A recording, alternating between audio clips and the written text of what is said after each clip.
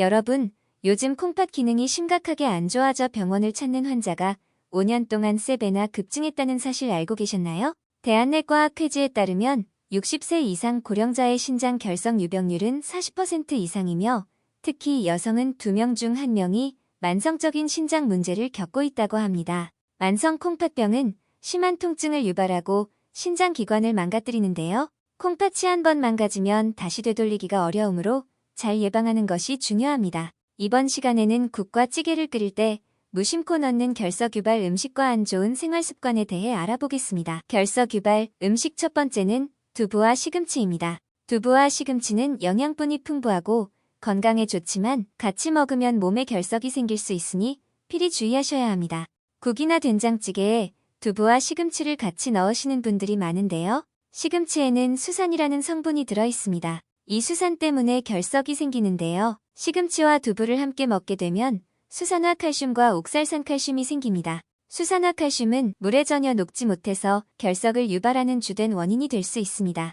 결석은 발생 위치에 따라 심각한 통증을 일으키며 일상생활에 큰 지장을 주니 예방이 가장 중요한데요. 때문에 두부와 시금치는 같이 먹지 않는 것이 결석 예방에 큰 도움이 되며 시금치를 먹어야 한다면 데쳐 먹는 것이 가장 좋습니다.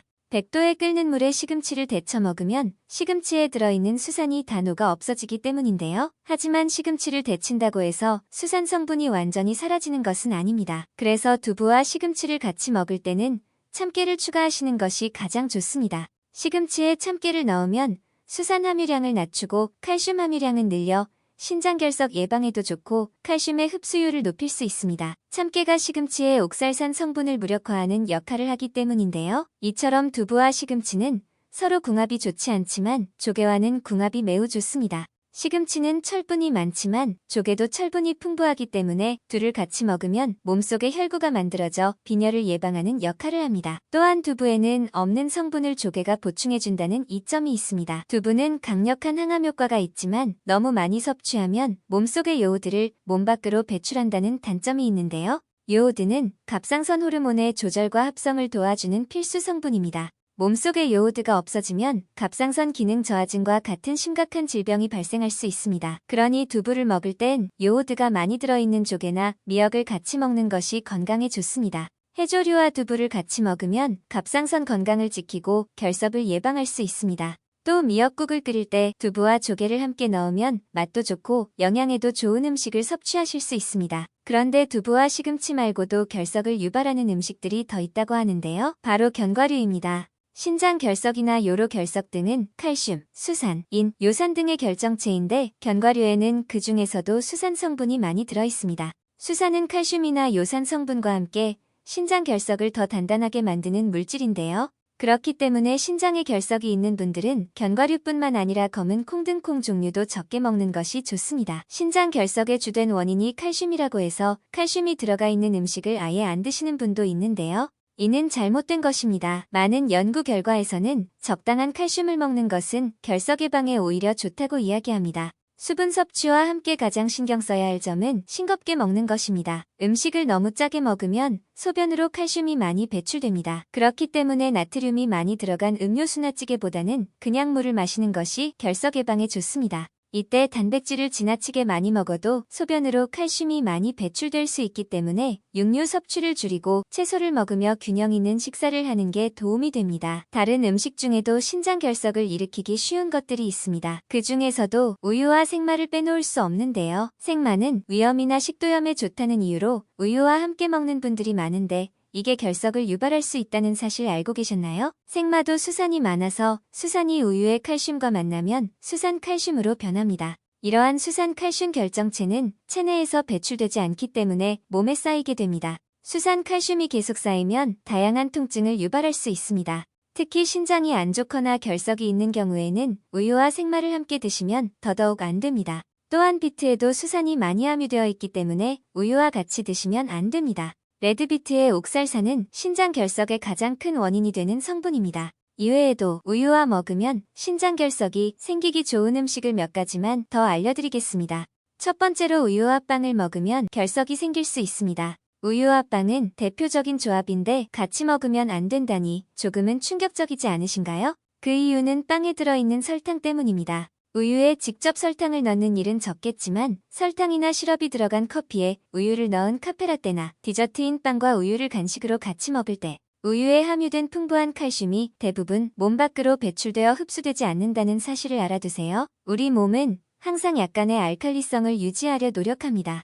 그러나 설탕을 섭취하면 혈액이 산성으로 변하게 되고 몸은 이를 중화시키기 위해 알칼리 성분을 내뿜습니다. 이때 몸이 사용하는 성분 중 하나가 뼈 속에서 나오는 칼슘인데요. 그러나 설탕과 함께 먹으면 체내 칼슘 흡수를 방해하므로 우유의 좋은 성분들도 함께 떨어뜨리게 됩니다. 이러한 이유로 설탕이 들어간 음식을 우유와 함께 섭취하는 것은 되도록 피하는 것이 좋습니다. 대신 우유와 함께 과일 또는 견과류를 먹는 것이 좋으며 이렇게 함께 먹으면 몸이 필요로 하는 영양소를 최대한 효과적으로 흡수할 수 있습니다. 추가적으로 우유 대신 요구르트를 섭취하는 것도 좋은 대안입니다. 요구르트는 우유보다 더 많은 프로바이오틱스를 함유하고 있어 위장 건강을 증진시켜주며 신장 결석 예방에도 큰 도움이 됩니다. 두 번째로 우유와 약을 함께 복용하면 신장 결석에 걸릴 수 있다는 것이 잘 알려져 있습니다. 이는 크게는 두 가지 이유로 인해 발생하는데요. 일단 우유와 함께 복용한 약물이 신장에서 제대로 처리되지 않아서 발생할 수 있습니다.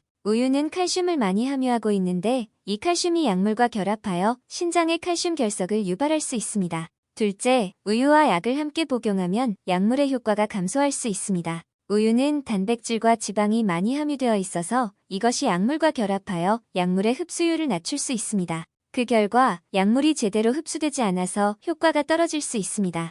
우리가 복용하는 모든 약들은 이미 약을 개발하는 과정에서 물을 기본으로 사용했기 때문에 물을 제외한 다른 음료와 같이 복용하면 약의 효능이 떨어지거나 부작용이 발생할 수 있습니다. 따라서 약을 복용할 때는 물을 함께 섭취하는 것이 좋습니다.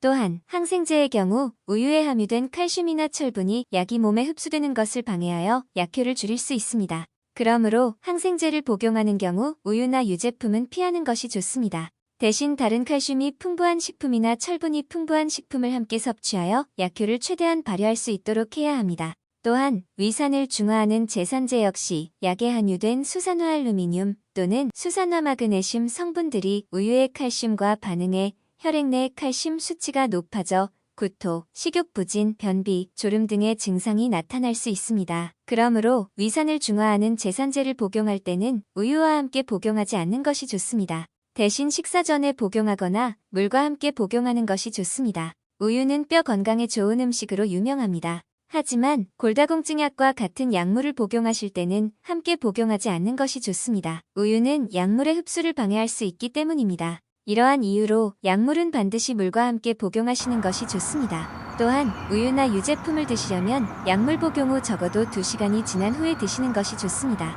신장 결석을 유발하는 음식 조합을 피하는 것 외에도 다른 생활 습관들도 신경 써야 합니다. 가장 중요한 것은 충분한 수분을 섭취하는 것입니다. 하루에 약 2리터 정도의 수분 섭취가 필요합니다. 구연산이 포함된 음료류, 예를 들어 레모네이드는 큰 도움이 됩니다. 그 외에도 물 말고 다른 음료를 마셔도 수분 섭취에 도움이 됩니다. 특히 운동을 할 때는 더 많은 수분이 필요하므로 주의해야 합니다. 또한 염분을 적게 드시는 것이 좋습니다. 고염분 식사는 소변을 볼 때 칼슘의 결정화를 증가시켜 결석 생성에 영향을 끼치기 때문입니다. 따라서 식사할 때는 식품에 들어있는 염분 양을 확인해야 합니다. 염분을 줄이는 방법으로는 요리할 때 소금 대신 허브나 양념 등을 사용하는 것이 좋습니다. 고기도 적게 먹는 것이 좋습니다. 지나치게 많은 단백질이 들어있는 육류는 소변 중 칼슘 수산과 구연산 배설에 영향을 끼치기 때문에 신장 결석 생성에 큰 역할을 합니다. 대신 닭고기나 생선 등의 저지방, 고단백 식품을 먹는 것이 좋습니다. 또한 채소와 과일도 신장 건강에 도움이 됩니다. 특히 녹색 채소에는 칼슘과 마그네슘이 풍부하게 들어있어 신장 결석 예방에 좋습니다. 여러분들은 이번 영상을 통해 신장 결석을 유발하는 음식과 생활 습관에 대해 알게 되셨을 텐데요. 몸에서 자라는 돌인 요로결석은 고통이 극심한 만큼 발생하지 않도록 일상에서의 꾸준한 노력이 필요합니다. 영상이 도움이 되셨다면 구독과 좋아요, 알림 설정해주시면 감사드리겠습니다. 주변의 소중한 분께 이 영상을 공유해주세요. 다음번에는 더 유익한 건강 정보로 찾아뵙겠습니다. 감사합니다.